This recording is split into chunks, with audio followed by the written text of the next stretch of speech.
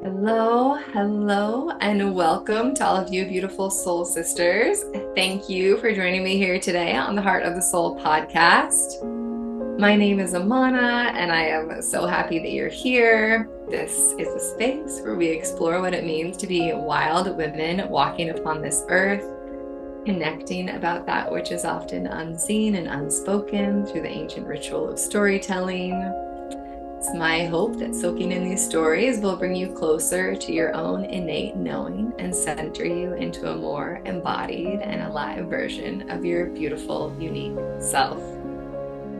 Today is Monday, September 16th, 2024. The moon is currently waxing towards our next full moon, supermoon, lunar eclipse in Pisces tomorrow, when this show will also air.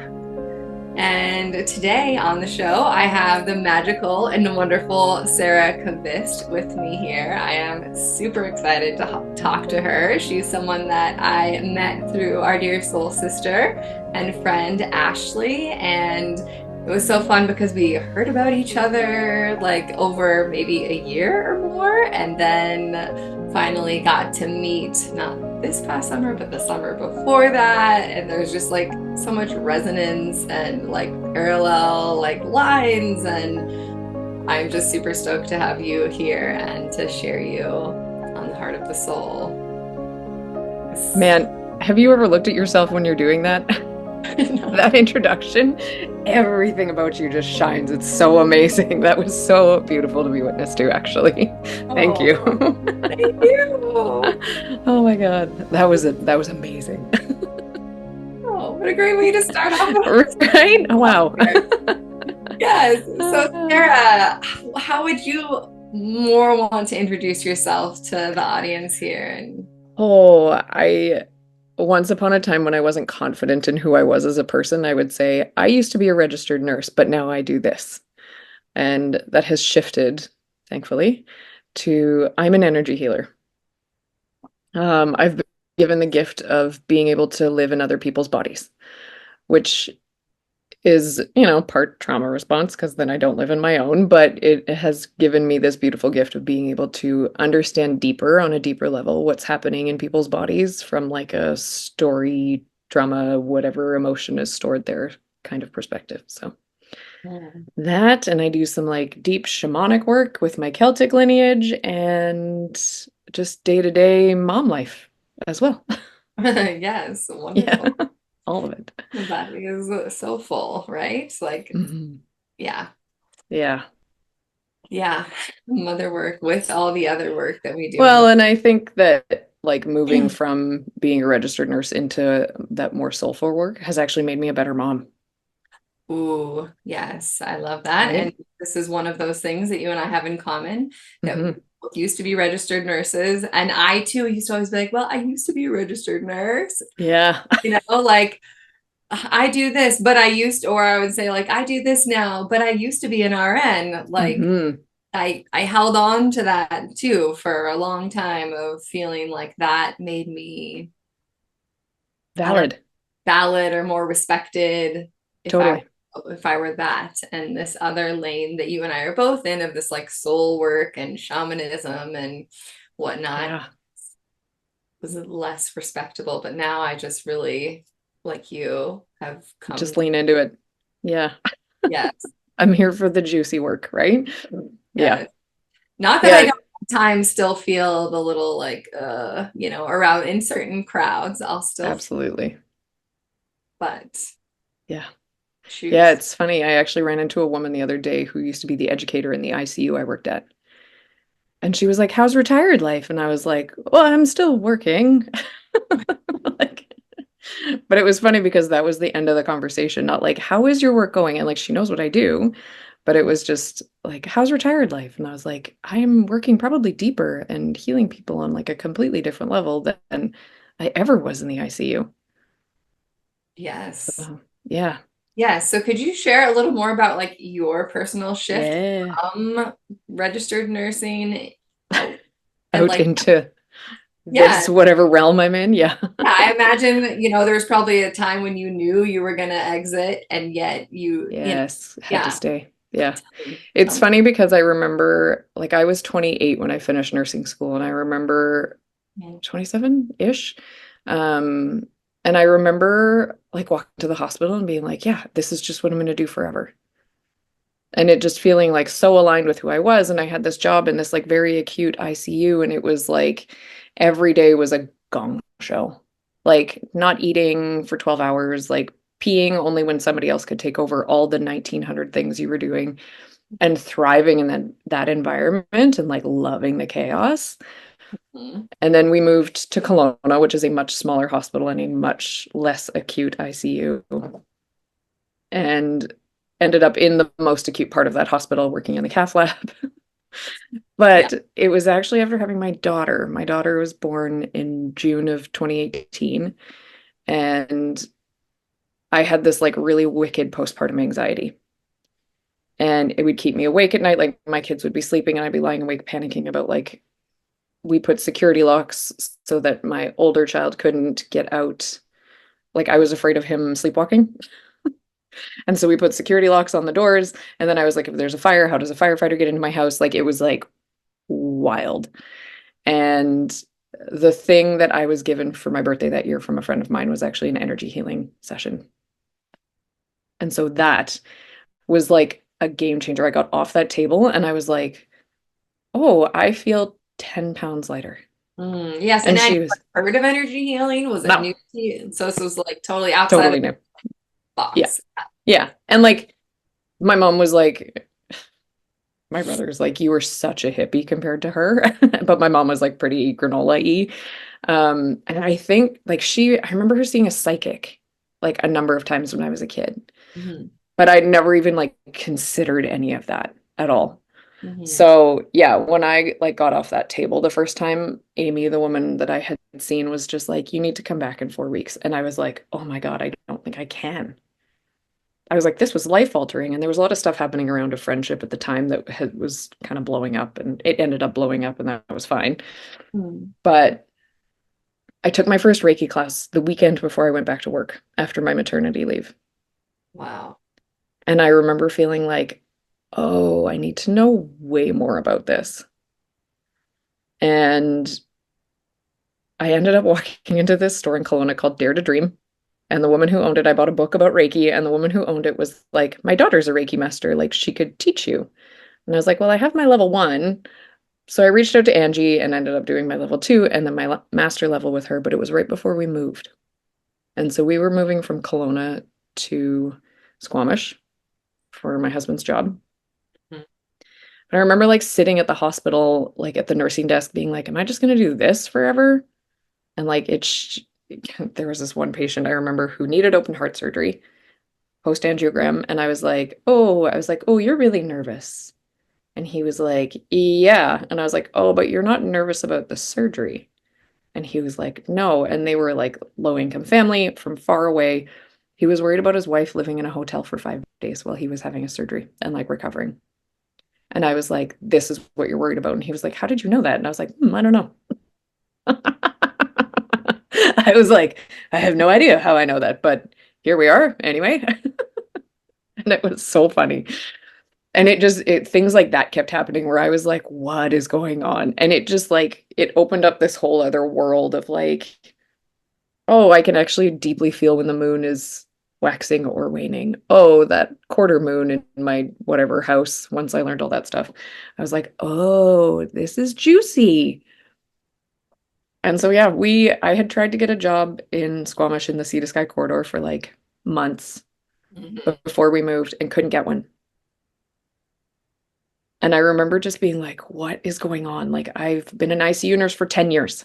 Yeah, you have the experience. I have so much experience in like some of the most acute places in the world, and I couldn't get a job. And the only way I could get a job was by applying for a job the wrong way. Like I was considered an internal applicant, but I would apply externally because it was the only way somebody would respond to me. Wow. And mid-February, we moved February 4th, and mid-February, when there was like talks of COVID happening in China and Uh-huh. like kind of starting to spread, I got a job. And the unit is this unit at the Lionsgate Hospital called 2 East, and it was a medical cardiology, like sleepy time, part-time job, but I was like, whatever, cardiology I know well, it'll be perfect. And I went to orientation March 9th. It was a Monday. It was the end of a Mercury retrograde. And by the Friday, like shit was hitting the fan. And the unit that I had got hired on became the COVID unit. And I went to work 2 weeks later for my orientation, and they were like, "You're an ICU nurse. What are you doing here?" And I said, "Great question. I don't know." But I didn't, it was crazy because I felt really called to be there. Yeah. Like I was like, oh, there's a reason that this happened the way it did. Mhm. And that's great. And I ended up working in the ICU from basically March till September. Mhm. And so in the lower mainland, we were very careful. Like we were not super busy. The ICU was not jam-packed with these like COVID people, which was great. Um, there was some crazy stuff that happened like neurologically for a lot of people that year, which was really fascinating. Mm. But then I took a 9 to 5 job, like a Monday to Friday, 9 to 5 in the endoscopy clinic, which is an outpatient clinic. Okay. And having never worked endoscopy before, I had no idea what I was in for, but whatever, it was fine. I had like manifested work-life balance and I was like, I'm home every night with my kids. I'm only working 8-hour days. Like, sure, it's full time for right now, but whatever. And then the second wave of the pandemic hit and I get pulled out of my job. And I was like, this is horrible. And this was like December of 2020. When I looked back at it, there was like deep astrology that really supported it. And I was like, oh, okay, now great, perfect. We're all supported in this thing that's happening. And I was questioning what I was doing with my life. Mhm. Like, I was like, this is awful. The doctors I worked with were like an old boys club. The people who were getting sick at the time were like old white men. And I would just like watching them die. Mm. And it was like all day, every day. And I was just like, oh my God, I can't do this anymore. And so eventually I went back to my other job and I just worked my Monday to Friday and I had vacation and it was great. And then the third wave of the pandemic hit and I got pulled out of my job again. One of the other women I worked with in endoscopy ended up fracturing one of her vertebrae, moving a bed in the ICU. So she was like out, she was free. She was off work for 6 weeks and I was like, oh man, I was like, wow, Jill's so lucky. Which like nobody is lucky when they break a vertebrae, like come on. But the thing that happened actually was that my body twisted in on itself. So I was working in an endoscopy clinic and working in the ICU and I couldn't lift my right arm. And it Oh. was like agonizing to move it. It was crazy. And so I was seeing a physiotherapist every single week and she would put my rib cage back where it was. And then I would go to work on Monday and it would fall right back into place. And my shoulder, it was this like crazy, like turning away from it. So yeah, I was like, what is happening here? And I kept seeing Amy, and Amy was like, you need to quit your job. And I was like, okay, but. And I had like kind of started my business in February of that year, but this is like end of April. I have been sucked out. The ICU is at 200% capacity. Like everything is a mess. Mhm. And I was like, I need to quit my job. And I had sort of considered going casual in the fall of that year. And I was like, I'll just work the summer, it'll be fine. But my husband's a helicopter pilot. And so I was looking at his schedule and my schedule, and I was like, oh, this doesn't work at all. And the message was so clear, like, girl, you got to go now. And so my first day back in endoscopy, my manager, it was her last day. She was going on maternity leave and introducing me to her replacement. And she introduced me. She was like, this is Sarah. She's one of our great nurses who goes and helps in the ICU whenever they need it. She was like, Sarah, this is Shauna. And I was like, hi, Shauna. It's really nice to meet you. I actually need to talk to you about something. I would like to go casual. And she was like, oh, you're serious. And I was like, very. And she was like, okay, well, I guess we'll like get the paperwork and stuff done. And like, it's going to take a month. And I was like, that's okay. And I went and saw my physiotherapist that day, and she was like, "Oh, your rib cage is in the right place. What happened?" And I was like, "I quit my job today." And she was like, "What?"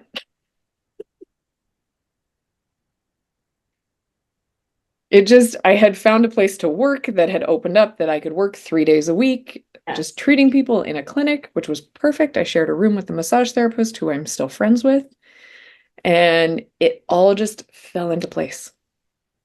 fabulous. And December 14th of 2021, I walked out of the hospital for the last time after a particularly horrible day. Oh, And I remember being like, oh, I should take my shoes home with me. I don't think I'm coming back. wow. And it just like from there, I was treating more and more people. And then I started at this clinic that I'm currently at called Constellation Wellness. And my business quadrupled overnight. And then 6 months later, I've been booked solid for almost 2 years. Amazing. So it just like the universe was like, are you gonna do the thing? This is the thing that you need to do. So yeah, that transition out of nursing was seamless almost, actually. I love that. Yeah. And it was crazy how it all just happens, Yes. right? Yes. Yeah. The email of like, you're on an unpaid LOA, you forgot to renew your nursing license. And then me having to send an email being like, ooh, actually, I forgot to quit. Sorry. Oh, yeah. Yeah. Can you send me my pension money? Thank you. Like, so yeah, Wonderful. it's, yeah. Because you worked labor and delivery, right? I actually never worked labor and delivery in the Oh, hospital. really? I'm like the birth person, but I knew I never wanted to work labor and delivery in the hospital. I did work in the postpartum floor in the hospital as Okay. a like a resource nurse or a float nurse. Uh, but no, I worked a few different things in the hospital. But Hmm. at the same time, when I was working, I was also attending births with midwives outside of the hospital in birth center, Right. home birth. So I had that, but I just always knew for me the births that I want. I've seen a few births in the hospital, but 99% of them have been outside of the hospital. Yeah. What Yeah. was the like final pulling of the pin for you? It was March of 2020 is when I gave birth to my daughter Charlotte, who is Right. 4 years old now. And so I like went on maternity leave and then never went Never back. went back. That's amazing. Yeah. You're like, no thanks. Yep. I did go back to get my stuff, but the seed was already planted. Like we had already been talking about, I had already been speaking about leaving nursing as it was Yeah. not with my values and what my soul's calling Yeah. was. Yeah. It's so fascinating though how many healers end up in those like what we call like traditional healing roles of like being a teacher, being a nurse or whatever, right? Yes, absolutely. And I was lucky enough to like I did work in a hospital where Reiki was part of my job at Cool. when I was in palliative care. It was something that they accepted and paid me for to do Reiki with the people in the hospital. Wow. It was really beautiful. That's cool. Yes. And even so, I still wasn't completely, it was Yeah, still yeah, yeah. space to work in. And I knew that. So Well, and I think when you go back to that, like that it not being in alignment with your values, mhm. like especially given your experience with births and how like Western medicine treats birth Yeah. versus like, well, in any other like really like female illness or like primarily female illness, it's like Yeah. Western medicine glosses over all of it. Yes. Yeah. We And don't so, yeah, when it they comes to value systems, it's like, no, actually, this doesn't vibe with me because you're borderline like mistreating us. Yeah, I mean, the fact that they have had to now come up with the terms like obstetrical rape and obstetrical violence, that those are Yeah. valid, Oh, real terms, like totally. that we needed language for to describe what has been and continues to happen to women during this time when they should be like revered and honored in the most Yeah. delicate, beautiful way. And yet that's not what's occurring. Yeah. Yeah. Yeah, it's wild, hey? I Yeah. treat primarily women in my practice now. Yeah. And the modality that I use is called Body Intuitive. They're great training women. It's two women who like run the program. They still teach all of their own trainings, which is amazing. But one is a doctor of Chinese medicine, and the other one has a PhD in microbiology. Hmm. And their take on like menopause, autoimmune disorders, like from the Chinese medicine perspective, is wild. It's like an excess heat in the body, right? And like when you talk about like hot flashes and like especially like in that postpartum period, like as Yeah. your hormones are like going back into themselves, it's like let's actually like deal with what's actually happening in here. And when I look back on my own experience of having postpartum anxiety, I'm Mm. like, oh, this is all my childhood shit coming up to be like witnessed and seen all at one time because I birthed a girl. Yes. And it was that like repairing of that relationship that I didn't have with my mom that I was like, oh, and so like the moving through that is like you add that layer of complexity onto what's already happening to women in the Western medicine world, and it's like, okay, bring it on. Like they actually don't know what they're talking about. Absolutely. I They 100% agree. haven't studied women's bodies, and that makes me furious, actually. Yeah. No, it's just it's wild when you look at like where the monies go and where the research Hmm.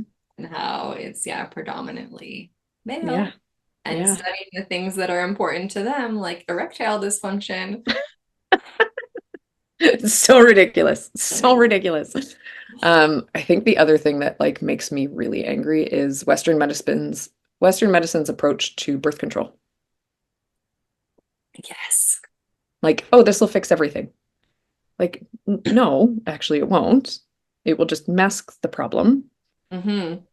And yeah, it makes me crazy, And, actually. and then they start, I mean, like I was started on birth control when I was, I don't even remember how, maybe like 14 or younger Yeah. because I had like heavy periods, not because I was even sexually active and not with any like warnings about the dangers of hormonal birth control or the Hmm. knowledge that you actually like choose different mates and partners when you're on hormonal birth control and when you don't allow your flow to happen. Yeah. That's That wild. I didn't know that. yeah, yeah. So Really? yes, so you prefer different pheromones like that you would smell from men.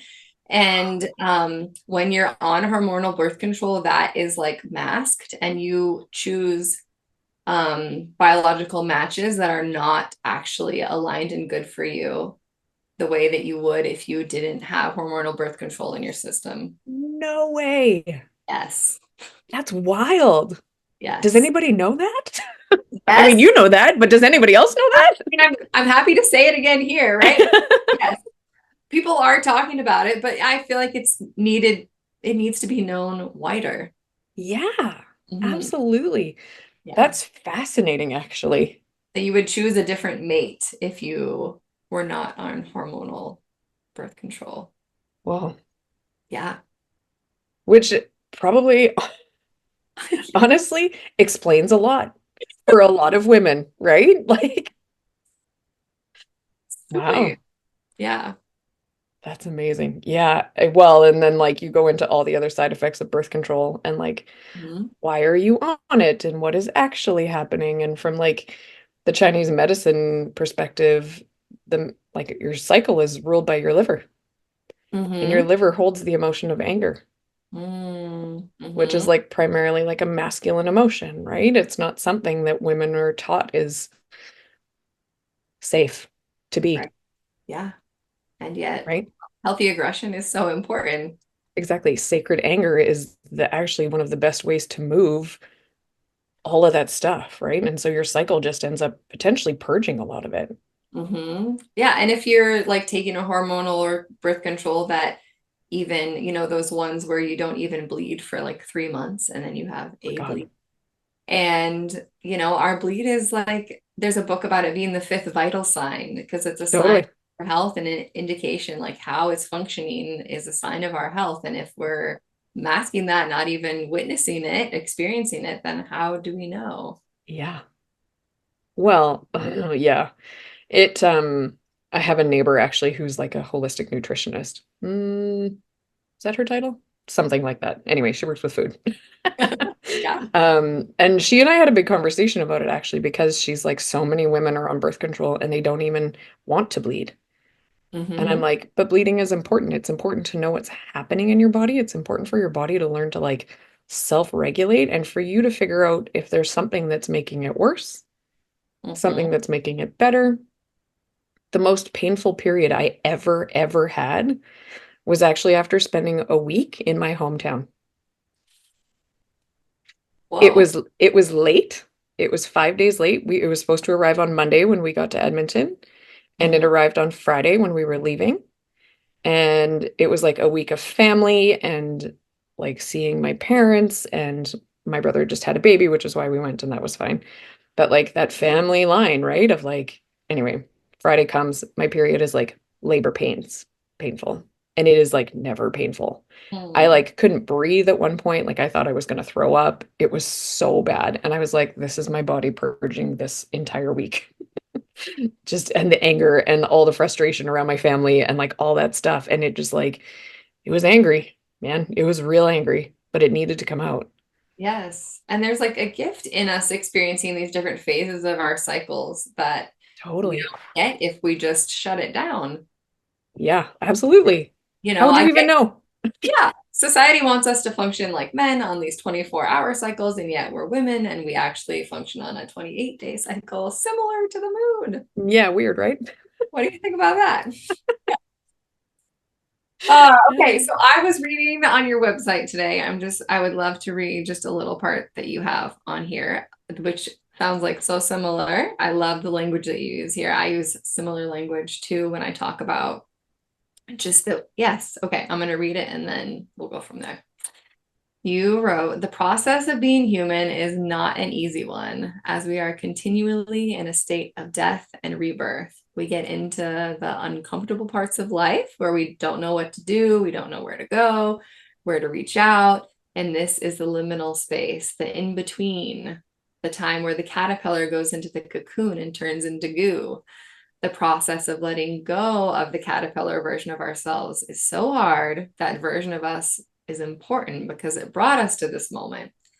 And so, how do we move forward? How do you grow wings while also being a caterpillar? And you say, as it turns out, you can't. The goo You phase can't. is important because it's a dismembering of the old version of ourselves and a remembering of the new, more holistic version of us.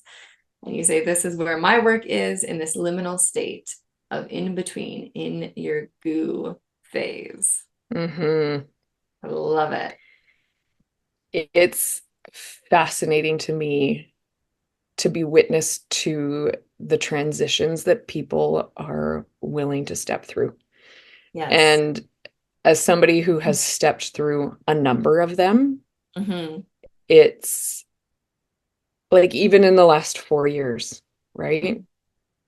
I started a book 4 years ago, and now it feels so surface level to me because of all the work that I've done in the last 4 years. Um, but it's amazing how people will choose to bloom, Mm-hmm. right? How they will choose to come out of that cocoon. Yes. And I And think part of, go ahead. I was just gonna say, I so understand the importance of having like a guide and a witness, a shaman like you to be Yeah. will walk through, encourage them through this like uncomfortable liminal goo space. Yeah. And I can, feel so much like how that would feel to be supported by you, your strength Yeah. and of the wisdom that you have. And I Thank you. understand why so many women choose to be with Yeah. you all the time. And I wonder if maybe you would share one of your caterpillar to butterfly experiences and what, that was like for you. Yeah. Well, I'm kind of in one right now. Yeah, yeah. It's circular, right? Like we It's don't yeah, totally. one end and It's all a another begin. phase. Yeah. Yeah, it is interesting actually. So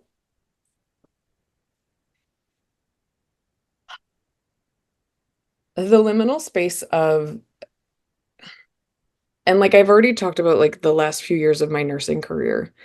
But from like a personal perspective, the amount of shifting that has happened for me, like emotionally, like I'm a Scorpio, like to a T. I hold a grudge like it's my job.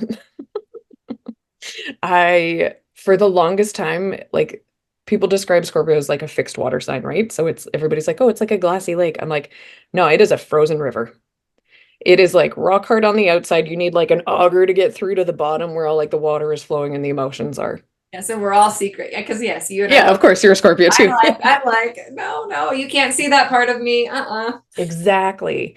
And I think that like having postpartum anxiety and having to admit that I wasn't okay to Mm. my husband, who's like this Libra, like airy fairy manifesting generator, like does whatever, like everything is fine. um, was so hard because I have been perfect, quote unquote, my whole life. So, and part of that is a trauma response, which is fine. But I think it's really like that cracking through the ice really made a huge difference in actually being in that liminal space. Because Mm-hmm. when I'm emotional, I have turned to goo. Mm-hmm. Because when I'm emotional, it's like, okay, this one thing has triggered me. This actually goes back 20 some, 40 some, 30 some years to this other thing that actually is something that I am processing. Mm-hmm. This year has been no different. Um, I did a journey last year that kind of cracked me open and made me realize that I've never been taught how to take care of myself. And I've perpetually been taking care of everybody else my whole life. Mm-hmm. And so the cracking through that and like actually feeling my emotions and like I feel like I'm in this constant death rebirth cycle. Mm-hmm. Like Yeah. I got the death card tattooed on my arm because of it. Yes. Yeah. Um, because there is always this space for like old things to be shed. Mm-hmm.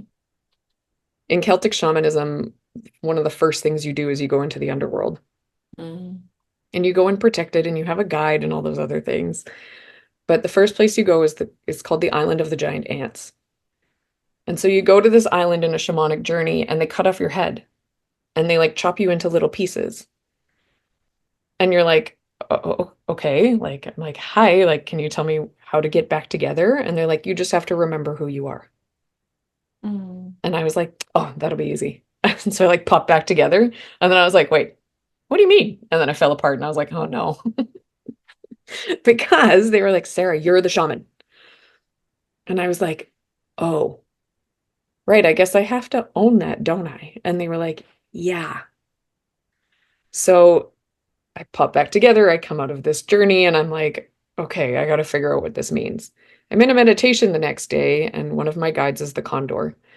And so this like giant vulture, basically, I'm like death circling something in this meditation. And I'm like, what is this? And as I get lower to the ground, I'm like, oh, that's Party Sarah. I worked in a bar for a decade, got me through nursing school and my first degree. Like, and she had to die. It was time to let her go. And I hadn't drank in years at this point, but I was just like, oh, we have to like give her a proper goodbye, right? Mm-hmm. We have to shed that version of ourselves so that it can come back newer. And when I talked to my mentor about this whole journey, and then I had to hold a funeral for Party Sarah, and it was beautiful, and we did a smudge bundle and all those other things for her. Um, she was like, yeah, every time we are dismembered, right? In that being dismembered, whenever we are remembered, which is that coming back together, we come back more whole. Yes. And I think that that's the thing that I work with the most is like these people who are like, I'm falling apart. And I'm like, you're supposed to. Yes. That's the point. Yes. Because you are being dismembered and then you come back into this remembered state of like, and I'm sure it was the same for you. Like any training that I've done has been in this very like ethereal realm stuff, has been a remembering of things that I feel like I already knew. Yes. Right. So for you, probably delivering a child is like, oh, this is the easiest thing in the world because I have all this like deep ancestral knowledge that like creeps over your brain and goes, this is what you have to do. And you go, okay, great. Thank you. But it's exactly that. It's that remembering. So like that remembering of, oh, I'm just an expression of divine love, and so is everyone else. Mm-hmm. That remembering of like, oh, I can actually help people. That's actually kind of my purpose, Yes. right? Oh, I can do this thing that is now aligned with my values and gives me the time and space to be mom on top of helping other people. Yes. Yes. And selfishly, I want to ask you about your journey to embracing calling yourself a shaman, because I've had other people call me a shaman and tell me I am, and multiple occasions across the last like few years, and yet Don't feel it? I mean, I do feel it, and yet I have a hard time still saying it or owning it, or yeah. Well, and I think there's like a cultural appropriation type energy to the word shaman, Yeah. right? So like Yeah. acknowledging that. Hmm. Um, because my lineage is Irish, Hmm. they do call them shamans. And Hmm. so I'm Yeah. just owning that. Yes. Good. Um, I needed permission from someone. Hmm. I Yeah. needed permission from my teacher, and I needed permission from my own healer, Hmm.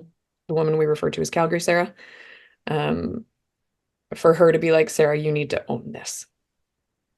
Yeah. She was like, you can travel into the underworld without the use of like psychedelics and Hmm. have like a full-blown journey to these like places, and you don't think you're a shaman?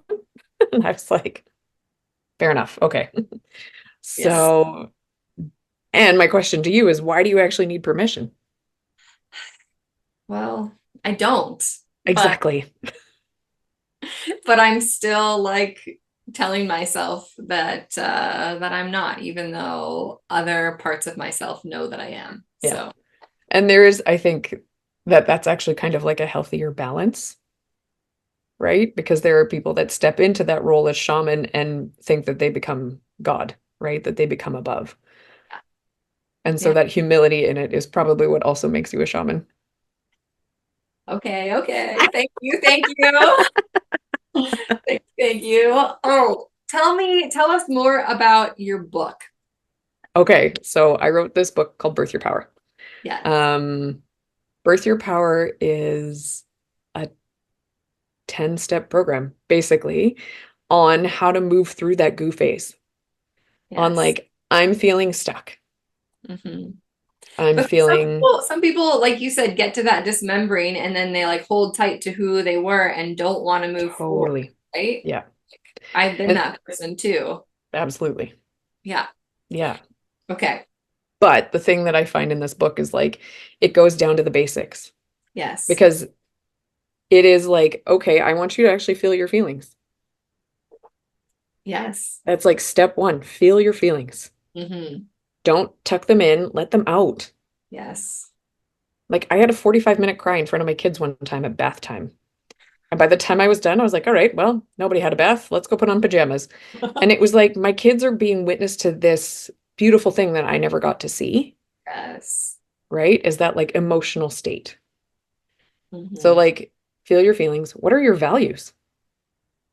When somebody asks you that question and you're like so deep in it, you're like, I don't know. So we added a list of values at the back in one of the appendices. Because like, what are your values? My mom really liked day old coffee and cigarettes, right? Yeah. So, and she didn't give a shit about time, so she was late for everything and I hated it. I hated being late. So I value time, Hmm. financial stability. Hmm. When people disrespect my time, it makes me crazy. Yeah. Um, and also understanding that like time is made up and that's a relationship that I'm working with, whatever, that's fine. Um, and that like I value family. That like family time, that being connected to my family. Whereas my mom was like, you're dead to me. Like that was, she would brush people off. And like she had a Scorpio moon, I get it. But also there requires some repairing, Hmm. right? And so like boundaries are different than just like dismissing. And I think that that's been a big part of my learning around family Yes. is the boundaries for sure. So it is that like get back to the basics, feel your feelings, what are your values, knowing that people will, as you change, people will leave, quote unquote, Mhm. that the wrong people will fall away. There is an entire chapter about what we call the void, so that like liminal space of like I'm changing and nobody else is keeping up with me, and knowing that everybody is changing perpetually, and so like you will find the right people. And once you find the right people, it will actually expand your growth. Yes. And then the last chapter we finish off with like life is not a crochet pattern. Like you don't have to repeat the same cycles. It doesn't have to look the same every time you go into it. And that the marker of your growth is actually around like how you react to being triggered by something. Mhm. So Beautiful. that's my book in a nutshell. You can buy it on Amazon. I should Awesome. link it on my website. That's something I haven't done. Yeah, Yeah, I will put a link to it in the show notes if you email it to me here. I Yeah.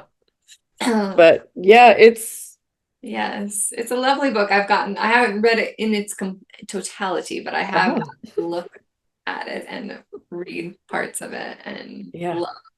love the I writing is my like it's how my voice comes through is I just like start writing and it's all channeled most of it.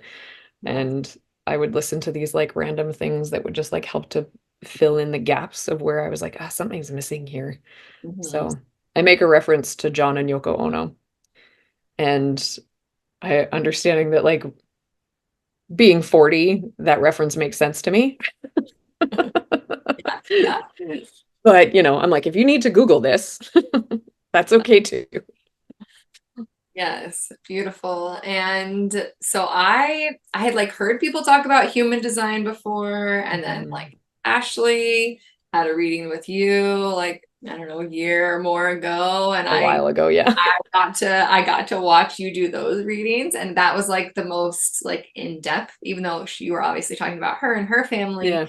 but that was where it really yeah piqued my interest in understanding of it. And Hmm. then when I was finally ready to have one of my own and got to have one with you, that was so beautiful. And I've only talked a little bit on the podcast about human design, so Oh, I'm sure if you would like introduce yeah. it on a maybe Sure. basic level for people who might not know. And Totally. yeah, Um, Human design was channeled by a gentleman by the name of Ra Uruhu in Spain in the 80s. And it is based on something called a Rave Mandala, which is, you know, we have 64 genomes. There's 64 genes, right? Um, there's 64 gates that create this blueprint of how humans show up. And when you actually like overlap it with an astrological chart, like an astrology wheel, it actually matches up perfectly. And so there are planetary alignments that happen the moment that you're born and 88 solar degrees before you're born. And those two things create the subconscious and the conscious version of you. And I find that the two things together create this beautiful mapping of how people are supposed to be living in alignment with themselves, mhm. right? When we are in alignment, the universe shows up, which is why you are busy and so am I. Um, and I think that that's the thing in human design is like once you understand how you are supposed to work with the universe and universal energies, it really shifts how life happens for you. So there's five types of people in human design. There's manifestors, manifesting generators, generators, projectors, and reflectors. And you know, the manifesting generators and the generators are 70% of society. 70% of people have this like sacral motor. And so Yeah. society is built for us, right? You're supposed to like this is where the grind comes from. Like generators will work until they're raw. And manifestors are these people that just have great ideas. And Hmm. they just pass them on and generators go like, "Oh, this is a great idea." And then they walk away with it. Hmm. Um and I think one of the things for my clients in particular is like when I have a client who's a reflector, she's 1% of the population. There's no way for her to make a decision about anything. And she's not the first one I've met, but the thing about reflectors, this is hilarious, is that most of them are photographers. Oh, makes so much sense. I know. I'm like, you're literally reflecting back to people how they're doing. Yeah, yeah, yes. And I How, think like, it's, oh, go ahead. I I was was, gonna say, just like projectors, the way that they, and like projectors and manifestors, as adults, they go like, I don't know what I'm doing. Like, I'm tired all the time. I feel like this doesn't work for me. Money doesn't seem to be an issue, but like I don't get it because they think they need to be doing all this stuff. And I'm like, but you don't. And so that's part of the work that I do is that like deeper understanding of how someone is supposed to work in the world yes. is super validating. Yeah, so through your human design readings with people, you help like bring awareness to help them understand like who they are Themselves. and how they, yes, Yeah. yes. And Love it it. comes with a state of like deep self-acceptance too. Yes. And how I've also heard you talk about like how it knowing your own chart, your husband's chart, your kid's chart Your has kids. affected all of those relationships. Could you say a little bit more about how, Totally. yeah. I often say in human design that we often attract people who sort of fill in the gaps. And not that they're like actually gaps, they're just where you're open and someone isn't. Mhm. And my husband and I are like puzzle pieces. Like our human designs fit together perfectly, Mm, which is crazy because he's like 4 weeks older than I am. Like they should be quite similar, but they're really not at all. yeah. Um, but him and my son, my oldest kid, their human designs are almost identical. And there is like power struggle after power struggle after power struggle. And then Mm, when I looked at mine and my daughter's, there's a lot of similarity there, a lot of differences too. She's something else. She's amazing, is what she is, and has big potential. And so I have to hold that for her. Um, but I think knowing that that Riker is a manifesting generator and that is like kind of that hummingbird energy of like go interested in this, interested in this, interested in this, interested in this. Like we spent $100 on Naruto cards at Christmas and now they're in a bag because he doesn't care about that anymore right now. And I'm like, it'll come back. It's okay. yeah. But my husband's the same. My husband got into skateboarding. We have 7 skateboards. And the man isn't home half the time. Yeah. But I'm like, it's okay. It will come back. We'll get to it. It's not a big deal.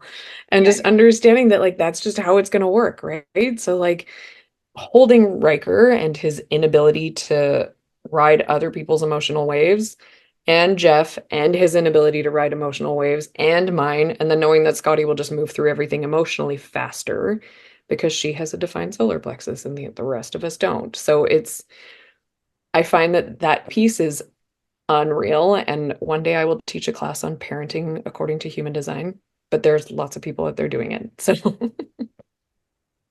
Yes, but you would, describe it and teach it in yeah. a way with your own voice resonance and all the Yes, things. exactly. Yeah. Yes, exactly. One day it's gonna happen. Yes, I have lots of those. One day I'm gonna do this thing. I You're a got, generator. It'll come back to you at the right time.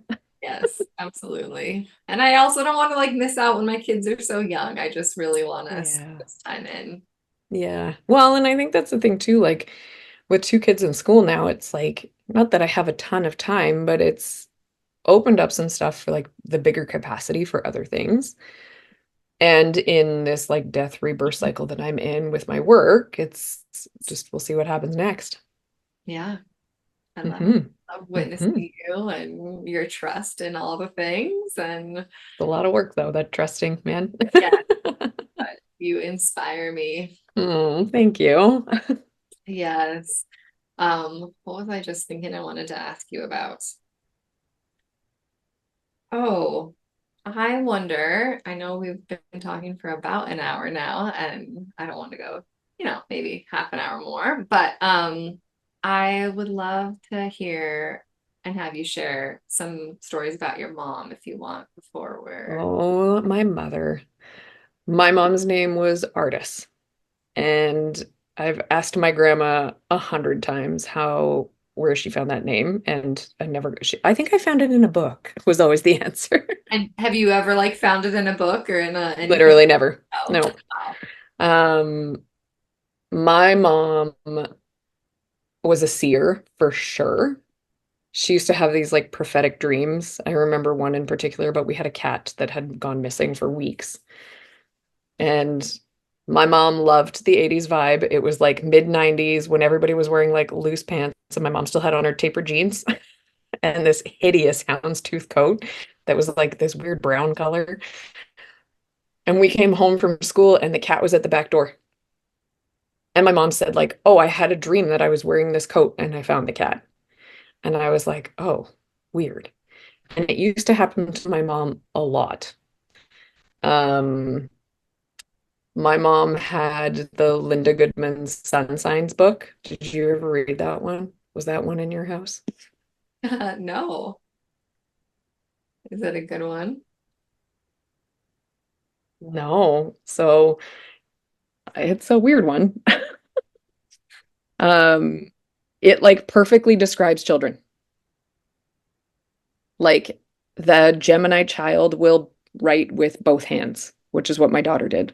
The Pisces child will be like, "Oh, remember my grandma that we didn't know?" Or like, and it's something that my son literally said to me. He's a Pisces. Like, so fascinating. Anyway, my mom like lived on that book. And Wow. I remember just being like, "Why?" And my mom was a challenging woman to be a daughter to.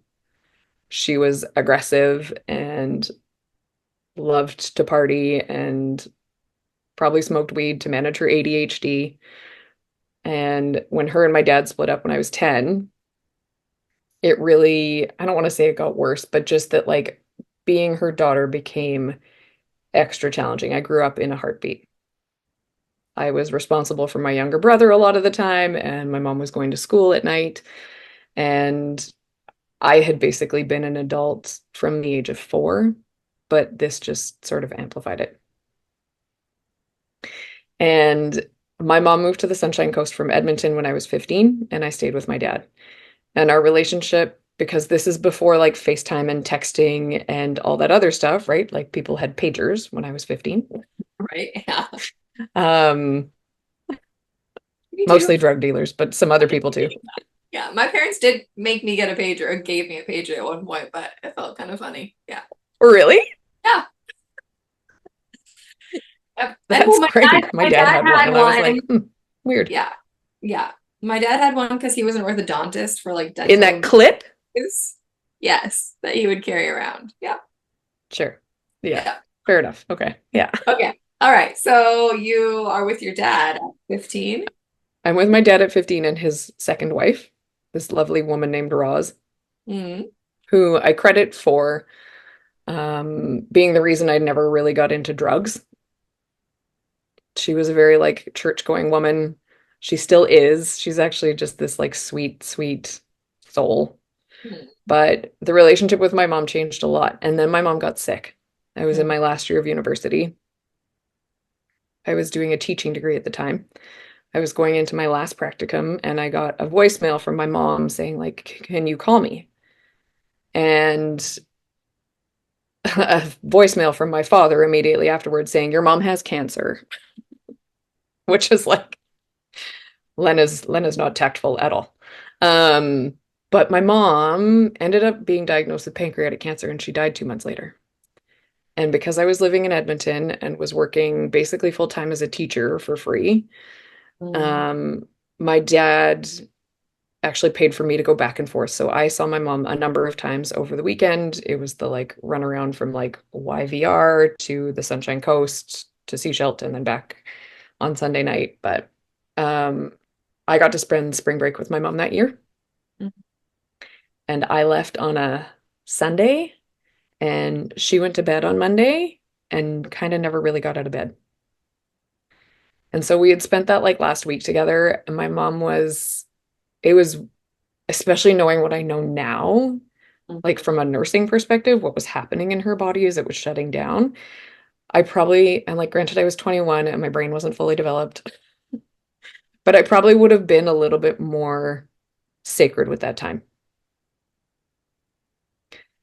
The nice thing is that my son can see my mom when she's around. I can smell her. She smells like cigarettes. Yeah. And there's been a lot of healing through some other people, like through a medium. But a lot of healing through my daughter with her and just that like reconciling a lot of the relationship that we didn't have. Hmm. My mom actually didn't want to be a mom. She was told she couldn't have kids. And my dad was also did not want to have more children. He had already had a son.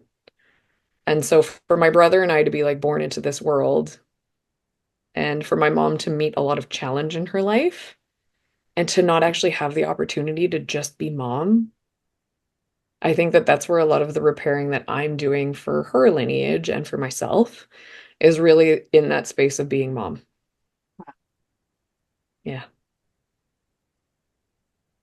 And it's interesting because the more I learn about like the death rebirth cycles and all that other stuff from a numerology perspective, you are reborn when you turn 46. And my mom died when she was 45. Wow. I know. Wow. So it's my mom had a place. Like for sure, I wouldn't be where I am without her. Yeah. A lot of my magic comes from her. Hmm. But at the same time, there was a lot of shit that I've had to sort through in my own death rebirth cycles of like, oh, remember this time where this like mildly traumatic thing happened? Yeah, okay, well, now we need to breathe into that and we need to feel that because you weren't allowed to feel it as a kid. Hmm. And so that's been a big part of my own healing. And I spent a lot of time with my siblings this summer, which was really interesting. My younger brother and I hashing out all of the trauma.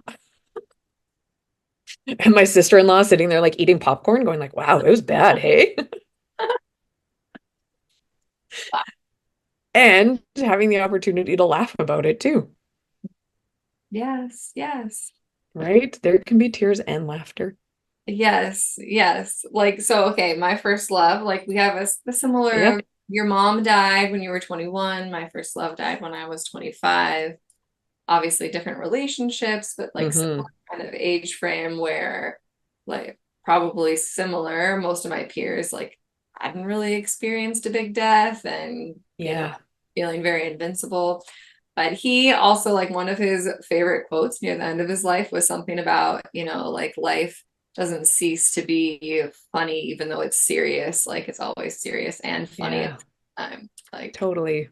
they coexist. So brilliant. Like, what a beautiful gift to still be able to laugh about it, Yes. right? Even when it is so serious. Yes. Yeah. It's juicy stuff. Yeah. Did you find people, like, did you have others that you were able to like talk about your grief and your experience so close to death with your mom when you were in your 20s? Or like, how did you, uh, No. yeah. It's interesting actually because at the time, I mean, I was still living in Edmonton. I was with someone at the time whose mom I was quite close with. Hmm. Um, and she was a lovely, lovely human. And so I'm really grateful that I had her in my life for sure. And my dad had actually left his second wife right before my mom died. So I was like, had to kind of recreate that relationship too, which was really challenging. Um, my mom had two sisters and my grandparents were still alive. And I think I leaned into that a lot. I was also 21 and finishing a degree and drinking too much. And I became a manager at Chili's and like coped in the way that I thought was like normal. And it is if you're 21 and you don't know any better. Hmm. Hmm.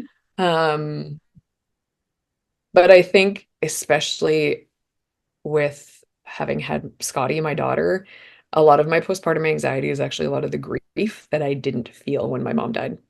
Yeah. And oh, excuse me, it was really interesting to watch or like to look, it's interesting to look back on it Because when she was born and the doctor was like, "Well, Dad, what is it?" And my husband was like, "It's a girl." I was like, "It's a girl." I was like, "What are you talking about?" Like, I was convinced that I was having another boy and I was going to have a boy mom. And I remember just sobbing and being like, "Oh, I'm going to do it all totally different." So my daughter wore rainbow cat ears to school today, and I said nothing because Yeah. my mom would have been like, "You're wearing those." Right? Mhm. So that like the changing of the relationship, it is that like transition character in a family. And I was 21 and like nobody else knew how to grieve. Mhm. Yeah, we still, as a culture, don't have much practice. No. And Mhm. I think that that's actually where a lot of the like death rebirth stuff comes in because we don't allow those parts of us to die because we're so afraid of dying. Yes. Yes. So it's actually something that has come up with a number of my clients is like, I have this deep-seated fear of death. And I'm Mhm. like, why? Like, let me tell you my experience with the underworld. Let me tell you my experience with, too many mushrooms one day. That like, I'm like, oh no, I've actually seen that collective energy. I've seen that soup that we all come from. And I know it. And all it is love. And I think when we understand that that's what we're going back to, like, whew, sounds lovely, actually. Yes. Yeah. Yeah. And I think the other thing is too, like we're afraid of letting those parts of us die because then it feels like we might be incomplete. Mm-hmm. But Yeah. that if we replace it with love, which is all the universe wants you to do anyway, then you'll be okay. Yeah. Yeah. Yes. So beautiful. What else do you want people to know about? Or is there any, like, about grief? Is there anything else that you want people to know about this? Whether it's for yourself or for someone else, grief is just love that never got to be expressed. And so if we're grieving parts of ourselves, like let's hold a funeral because that grief can actually kind of hold us back, right? We want to stay in that space where it was easier to be us. Mm-hmm. I think in the grief cycle around other people, it's different, Mm-hmm. right? Because there's like physically somebody missing, right? Sure. Somebody you can't talk to anymore. Um, my relationship with grief is so different because I can talk to the other side, Yeah. Yeah. right? So I like have to come outside of that and be like, how do other people grieve? And the reality is like people grieve deeply and Mm-hmm. hard. And so like moving through that grief requires some love and attention for yourself Mm-hmm. and some honoring of that other person. Mm-hmm. I'm a big fan of building altars and doing prayer bundles and, like having someone like a shaman come in, like myself, and actually like helping to move the grief out Yeah. and knowing that grief will never go away and that's okay, right? Yes. I will always grieve the loss of my mother, Yeah. but also I know that that can't be the totality of my life because I have to take that love and move it forward. Yeah. And I love that you talk about it being like that you can create like a ceremony or a ritual to honor, Yeah. and that can I found that to be helpful for myself, and Yes. also know it to be helpful for other people. Like when my Yeah. baby died, I was like obsessed with like just having her ashes near me all the time, and Yeah. I was pumping her breast milk and like having that near and donating it and just like Mhm. and it never had to, and then it doesn't have to be complicated or it doesn't have to look a certain way, that the little place and what I did with her ashes, and it looked different and I changed it up, and some days it was, Yeah. and then there became a time where they stayed somewhere else and it wasn't the way that it was in those first months and year after it's Yes. born. Yes. Yes, exactly. And I think that that's the thing. My grandma passed in January, and I just did prayer bundles for her. Mhm. That's like my favorite thing. I grabbed a bunch of herbs, I tied them together. I made two of them. I left one at her home in Edmonton, and then I took one to a sacred place that I have here in Squamish and sat in the forest and cried for 45 minutes. An eagle followed me through the woods and sat across the pond. Like it was so, and I was just like, I just sat and poured all my grief into this prayer bundle and then left it with a tree. Yeah. And when Yes. I came back the next time, there was this massive bow. It's this huge, huge, like grandmother cedar tree. You should see it. It's enormous. Wow. I've actually never seen the top of it. That's how big it is.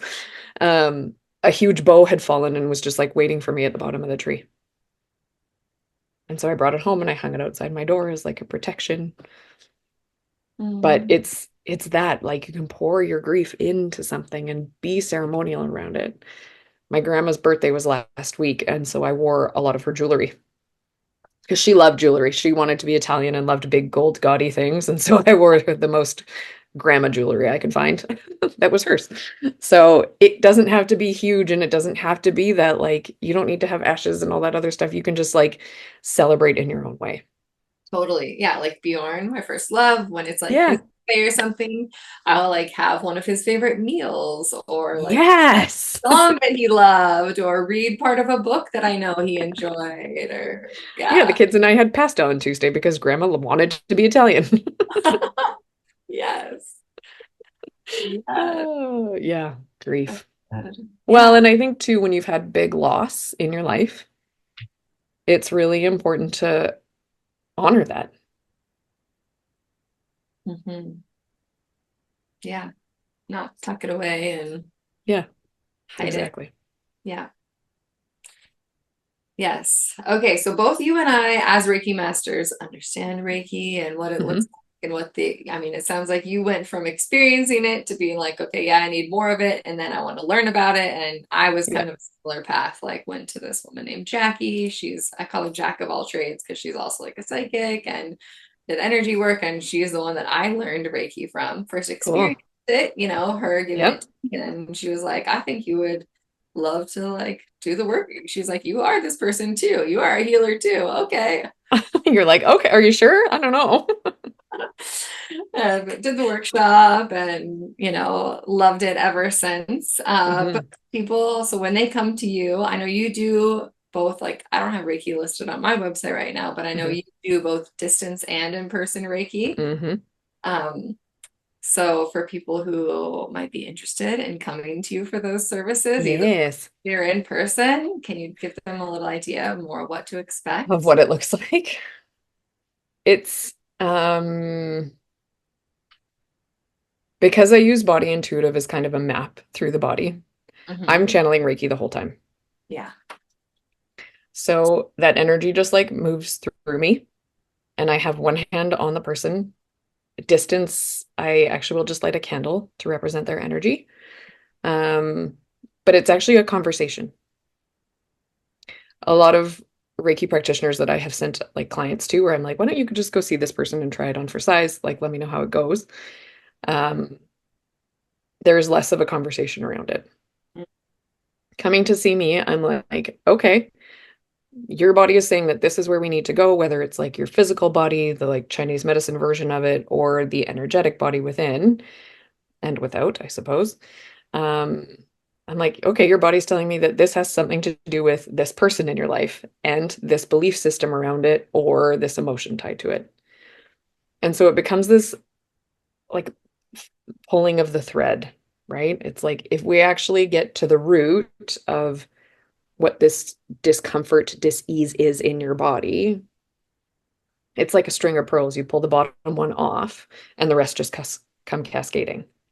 Hmm. And so a session with me can be like, okay, tell me about your dad. Tell me about your childhood trauma. I'm like, tell me about your parents. Tell me about your brother. like, like, tell me about all this other stuff. Um, and I think people get kind of thrown off by that because they expect there to be no conversation. Hmm.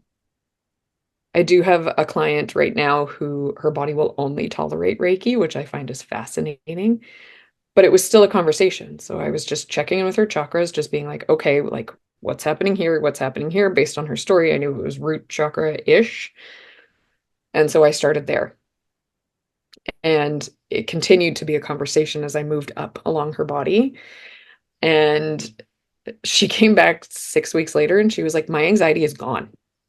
And I was like, yeah, girl, like, let's keep working on that root chakra. Like, let's keep doing this grounding stuff. This, like, let's lean into it. And yeah, I had a woman come to me once and she was like, well, this isn't like a therapy session. I was like, it kind of is, to be totally honest with you. Because the conversation is like, how does this make you feel? Mm-hmm. Where is this trapped in your body? Where can you feel it?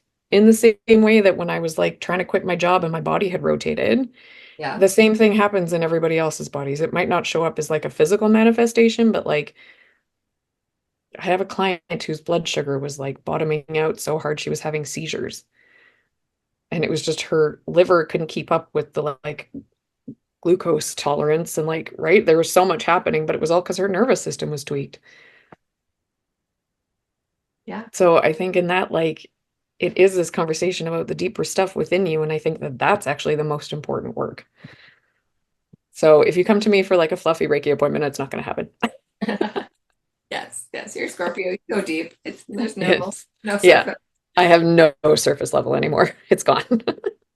That's awesome. I love that. And I also, yeah, because I feel like, yeah, Reiki practitioners all do it a little bit different. And that's why Totally. I think it's good to know.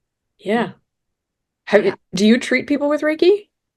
Like I just Reiki treatments? I have in the past. I don't put it out there. Some people still ask me to. Oh, Like I have one coming up and I have thought about, okay, maybe I should like put it back on my website, but I haven't done it yet, but it's there. Yeah. yeah.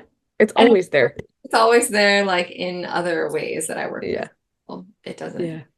it doesn't go away. No, and I think as soon as you put hands on somebody, especially in the work that you do, like it's just going to happen.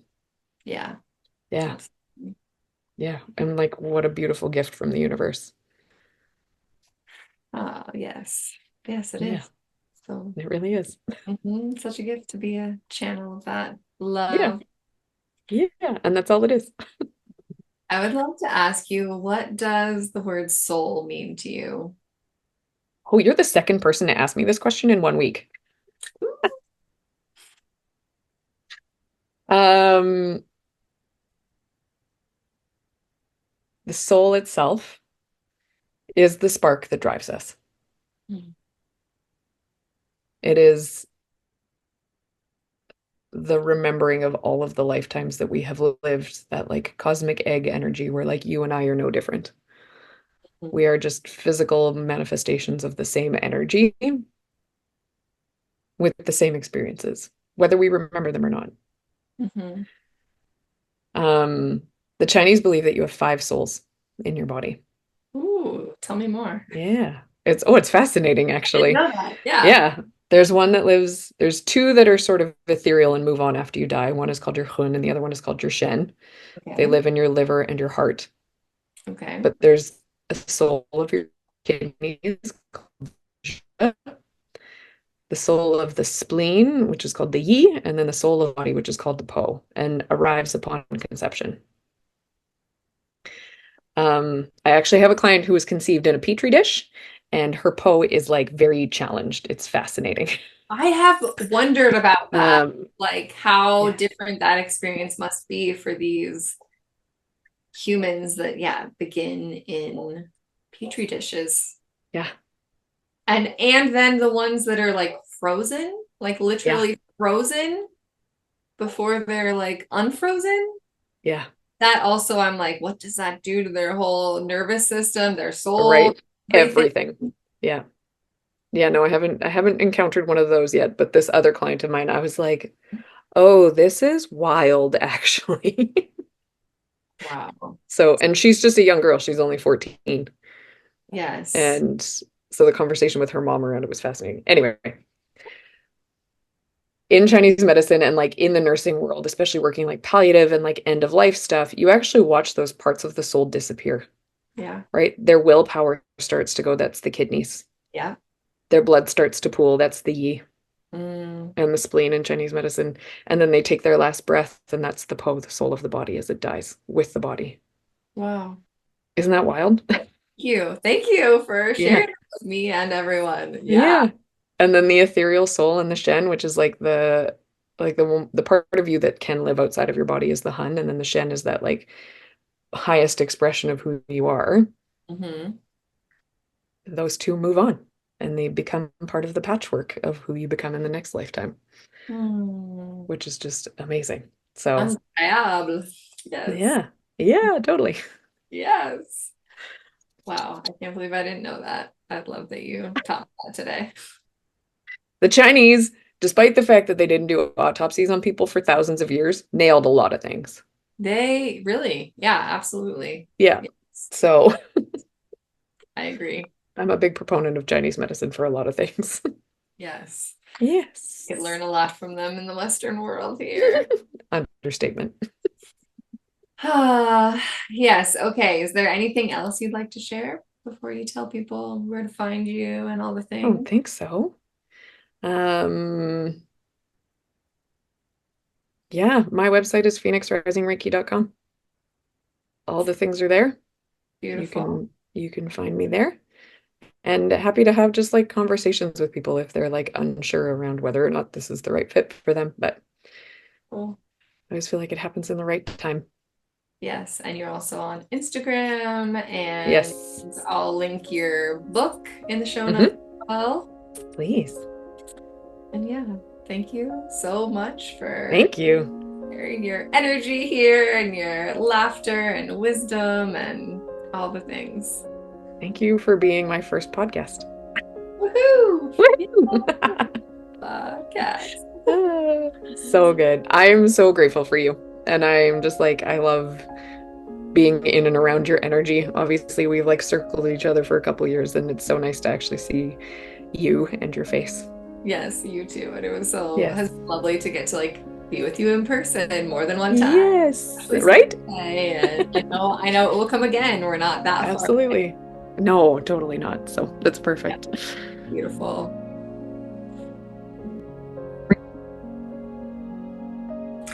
Thank you. Thank you for tuning in and choosing to spend time with me today. I hope that you enjoyed this episode of The Heart of the Soul. I would truly appreciate if you might choose to leave a rating, review, or share the show with someone that you know. You can support this podcast by donating to it using the PayPal or Venmo links.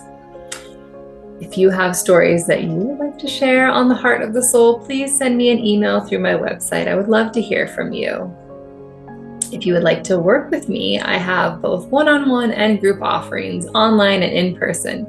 Find out more on my website, birthingnova.love. If you're listening on Spotify, you can now even send me a voice message. Until next time, remember, be brave, be love, be wild, be you, because you are the only you, and be the change that you seek for yourself and for the generations to come. Sending each of you so much love. Love, love, love. Mwah.